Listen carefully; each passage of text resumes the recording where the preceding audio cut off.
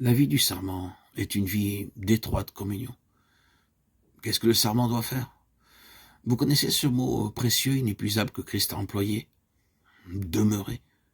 Votre vie doit être une vie qui demeure. Et comment cette vie peut-elle demeurer? Exactement comme le serment demeure attaché au cep. Et à chaque minute de la journée, les serments sont en communion étroite, ininterrompue avec le cep, de janvier à décembre. Ne puis-je vivre chaque jour? C'est presque une terrible chose d'avoir à poser la question. Ne puis-je vivre en communion constante avec le cep divin? Vous dites, mais je suis fort occupé. Vous pouvez avoir chaque jour 10 heures de dur travail pendant lesquelles votre cerveau doit être occupé de choses matérielles. Dieu l'a voulu ainsi. Mais demeurer en Christ, c'est le travail du cœur et non du cerveau. C'est le cœur qui doit s'attacher à Jésus et reposer en lui. Et c'est l'œuvre du Saint-Esprit de nous unir à Christ. Croyez que vous pouvez demeurer en Christ, non par l'intelligence, mais par une vie intérieure profonde, de sorte qu'à chaque instant, vous aurez conscience de cette réalité. Oh, que Jésus soit béni. Je suis encore en lui. Loué soit Dieu.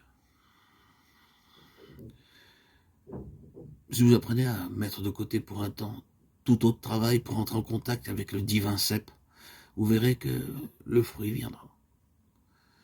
Comment pouvons-nous donc appliquer dans notre vie ce qui se rapporte à cette communion constante?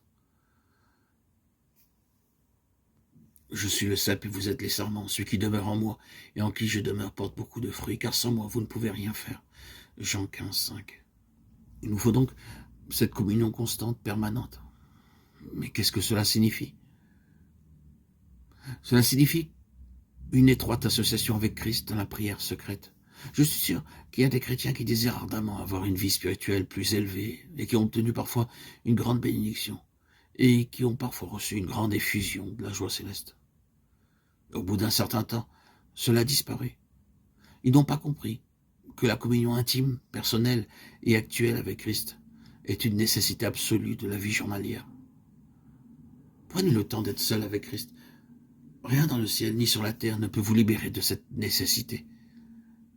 Si vous voulez être des chrétiens saints et heureux, oh, combien de chrétiens considèrent comme un fardeau et une obligation et un devoir et une difficulté d'être seul avec Dieu. Frères aimés, frères et sœurs, bien-aimés, chers amis, c'est là le grand obstacle à notre vie chrétienne. Nous avons besoin d'une communion tranquille avec Dieu.